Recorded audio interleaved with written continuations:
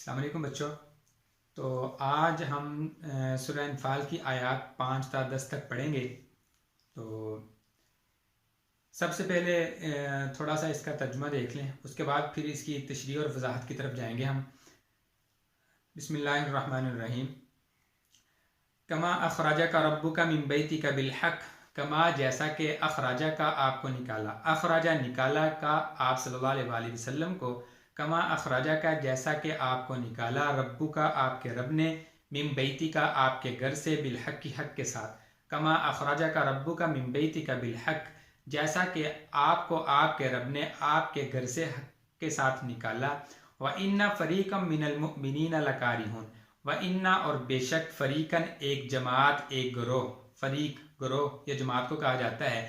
وَإِنَّ اور بے شک، فریقاً ایک جماعت، من المؤمنین مومنین کی، لکارہون البتہ ناخوش تھی. بے شک مومنین کی ایک جماعت البتہ ناخوش تھی. یجادلون کا وہ آپ سے جھگڑا کر رہے تھے، یجادلون وہ جھگڑ رہے تھے، کا آپ سے وہ آپ سے جھگڑ رہے تھے، فی الحق کی حق بات میں، حق کے بارے میں، بعد ما تبین اس حق کے ظاہر ہونے کے بعد، کأنما گویا کہ یساقون ان کو دھکیلا جا رہا ہے، الی الموت موت کی طرف، وہم ینظرون حالانکہ وہ دیکھ رہے ہیں. یجادلونک فی الحق وہ جھگڑ رہے تھے آپ سے حق کے بارے میں، بعد ما تبین اس حق کے ظاہر ہونے کے بعد، کأنما یساقون الی الموت گویا کہ ان کو موت کی طرف دھکیلا جا رہا ہے، وہم ینظرون اور وہ دیکھ رہے ہیں. تو اس کی تھوڑی سی وضاحت کر دوں میں. کما اخراجک ربک من بیتک بالحق، یہ ہم نے پڑھا ہے کہ ابھی مومنین کی جماعت ناخوش تھی. یہاں سے نا اب غزوہ بدر کا واقعہ شروع ہو رہا ہے کہ کس طرح وہ اسباب کس طرح بنے تھے. تو اس طرح ہوا کہ ابو سفیان کا تجارتی قافلہ جو ہے نا وہ ملک شام سے مکہ کی طرف آ رہا تھا. وہ تجارتی قافلہ تھا ابو سفیان کا. تو تقریباً نا ہر شخص نے اس کے اندر نا انویسٹمنٹ کی ہوئی تھی، یعنی کچھ نہ کچھ اپنا سرمایہ لگا رکھا تھا. تو اس قافلے کی قیمت جو تھی وہ تقریباً 26 کروڑ سے زائد کی تھی. اگر آج کے زمانے کے حساب سے لگایا جائے نا تو وہ تقریباً 26 کروڑ سے زائد کا مال بنتا تھا جو وہ قافلہ آ رہا تھا. تو اس وجہ سے نا ان کے کچھ سردار، یعنی کہ کچھ وہ بھی ان کے ساتھ تھے، جوان بھی ان کے ساتھ تھے اس کی حفاظت کے لیے. تو رسول اکرم صلی اللہ علیہ وآلہ وسلم کو جب یہ خبر ملی کہ قافلہ آ رہا ہے تو آپ صلی اللہ علیہ وآلہ وسلم کو یہ پتہ چلا کہ یہ جو قافلہ، یہ جو اس سے منافع ہوگا اس تجارتی قافلے سے، اس کو مسلمانوں کے خلاف استعمال کیا جائے گا، مسلمانوں کو تکلیفیں دینے کے لیے جنگی لشکر تیار کیا جائے گا، ہتھیار خریدے جائیں گے تاکہ مسلمانوں کو اس سے نقصان پہنچایا جا سکے. تو آپ صلی اللہ علیہ وآلہ وسلم کو جب یہ پتہ چلا تو آپ صلی اللہ علیہ وآلہ وسلم نے صحابہ کرام سے مشورہ کیا کہ کیا کرنا چاہیے.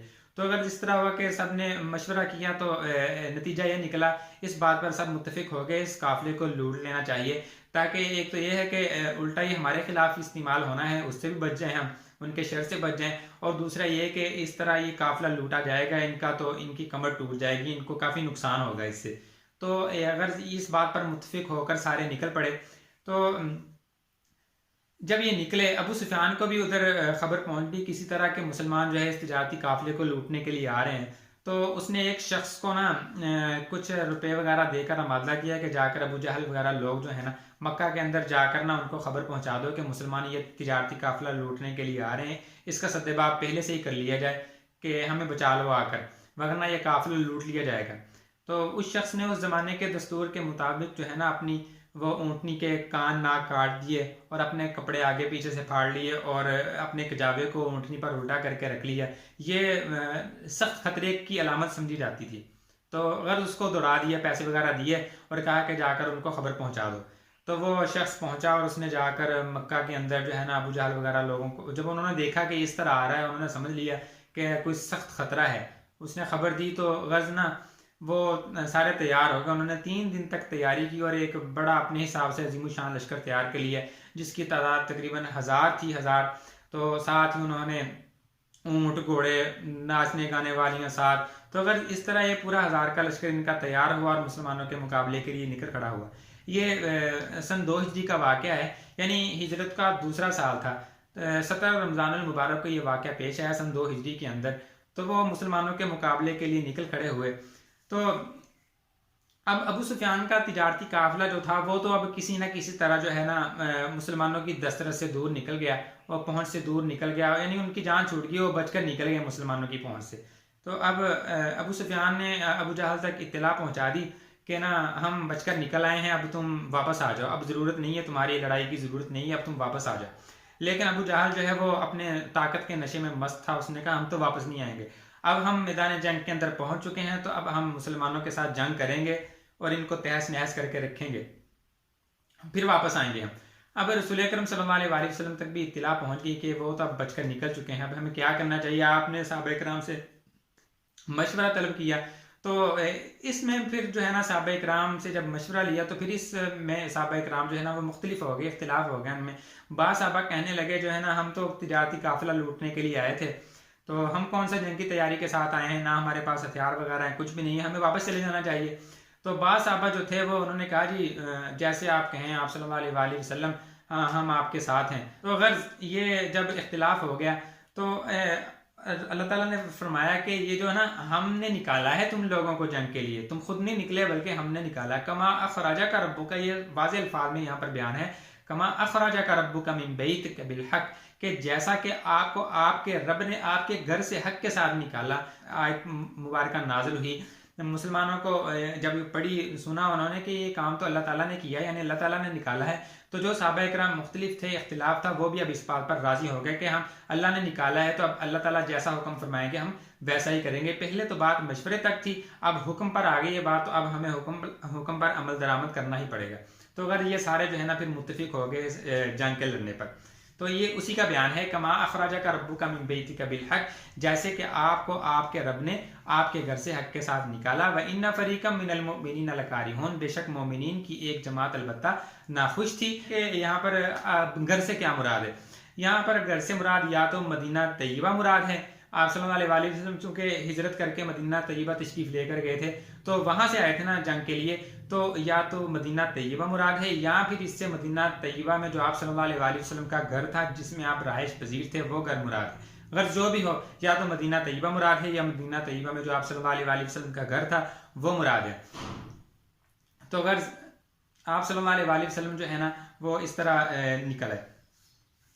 آگے ہے یجادلونک فی الحق بعد ما تبین، وہ آپ سے جھگڑ رہے تھے حق بعد میں، بعد ما تبین، حق کے ظاہر ہونے کے بعد، کأنما یساقون الی الموت، گویا کہ ان کو دھکیلا جا رہا ہے موت کی طرف، وہم ینظرون، اور وہ دیکھ رہے ہیں۔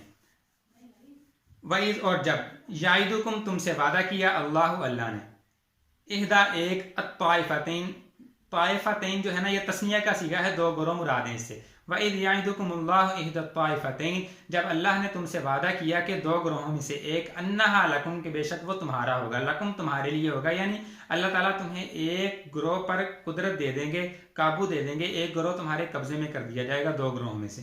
دو گروہ کون کون سے تھے؟ ایک تو ابو سفیان کا تجارتی قافلہ تھا اور دوسرا جو ہے ابو جہل کا جنگی لشکر تھا۔ ان کے بارے میں فرمایا گیا کہ ان دونوں گروہوں میں سے ایک گروہ جو ہے اللہ تعالیٰ اس کو تمہارے قابو میں دیں گے۔ وَإِذْ يَعِدُكُمُ اللَّهُ إِحْدَى الطَّائِفَتَيْنِ أَنَّهَا لَكُمْ، جب تم سے وعدہ کیا اللہ نے کہ دو گروہوں میں سے ایک تمہارا ہوگا۔ وَتَوَدُّونَ، اور تم خواہش کر رہے تھے، تم تمنا کر رہے تھے، تم چاہتے تھے، أَنَّ غَيْرَ ذَاتِ الشَّوْكَةِ، کہ بے شک غیر ذات الشوکہ، جو بغیر کانٹے کے یعنی بغیر اسلحہ کے ہے، تکون لکم، وہ تمہارا ہو جائے، اور تم یہ چاہ رہے تھے کہ جو بغیر اسلحے کے ہے، بغیر کانٹے کے ہے، وہ تمہارا ہو جائے، وہ تمہیں مل جائے۔ وہ کون سا گروہ تھا؟ ابو سفیان کا تجارتی قافلہ تھا، کہ مسلمان چاہتے تھے کہ وہ اس میں نا ہمیں مشقت نہیں کرنی پڑے گی، کچھ زیادہ تغدو نہیں کرنی پڑے گی، جنگ نہیں لڑنی پڑے گی، ان کو ہم ویسے ہی قابو میں کر لیں گے۔ مسلمانوں کی یہ خواہش تھی، لیکن اللہ تو کچھ اور ہی چاہتا تھا۔ وَيُرِيدُ اللَّهُ، اور اللہ ارادہ کر رہا تھا، أَن يُحِقَّ الْحَقَّ بِكَلِمَاتِهِ، کہ حق کو حق کر دے اپنی کلمات کے ساتھ، یعنی سچ کو ثابت کر دے اپنی کلمات کے ساتھ۔ وَيَقْطَعَ دَابِرَ الْكَافِرِينَ، اور کافروں کی جڑ کاٹ ڈالے۔ وَيَقْطَعَ، اور کاٹ دے، دابر جڑ، الکافرین کافروں کی، وَيَقْطَعَ دَابِرَ الْكَافِرِينَ، اور کافروں کی جڑ کاٹ ڈالے۔ لیحق الحق، تاکہ سچ کو سچ کر دے، ویبطل الباطل، اور جھوٹ کو جھوٹ کر دے، ولو کرہ المجرمون، اگرچہ مجرم لوگ اس کو ناپسند بھی کریں۔ اللہ تعالیٰ کا ارادہ یہ تھا کہ دیکھو اللہ تعالیٰ کے قبضہ قدرت سے تو کوئی چیز باہر نہیں ہے۔ اللہ تعالیٰ چاہتے تو وہ ابو سفیان کا جو تجارتی قافلہ تھا اس کو بھی مسلمانوں کے قابو میں دے سکتے تھے، لیکن اللہ تعالیٰ کا کچھ اور ہی منظور تھا۔ اللہ تعالیٰ چاہتے تھے کہ یہ ان کی آپس میں جنگ ہو، لڑائی ہو، مٹ بھیڑ ہو، اور اللہ تعالیٰ جو ہے نا یہ سچ کو سچ کر دے اور جھوٹ کو جھوٹ کر دے، تاکہ پتہ چل جائے یہ جو اتنی تیاری کے ساتھ آئے ہیں، انہوں نے ہتھیاروں پر بھروسہ کر رکھا ہے، ان کو آج پتہ چل جائے۔ یہ بڑا مشہور شعر ہے، کافر ہے تو شمشیر پہ کرتا ہے بھروسہ، مومن ہے تو بے تیغ بھی لڑتا ہے سپاہی۔ تو بات اب یہاں پر آگے دیکھو، وہ تو اپنی تلواروں وغیرہ پر، اپنے اسلحہ پر بھروسہ کر کے میدان جنگ کے اندر آگے اپنی تعداد پر بھروسہ کیا انہوں نے، لیکن ادھر مسلمان تھے، صحابہ کرام تھے، یعنی بے تیغ یہی حالت تھی ان کی، نہ ان کے پاس ہتھیار تھے، نہ ان کے پاس سواریاں تھی، کچھ بھی نہیں تھا، بس ویسے ہی اللہ توکل نکل آئے تھے۔ وہ آپ صلی اللہ علیہ وآلہ وسلم کے حکم پر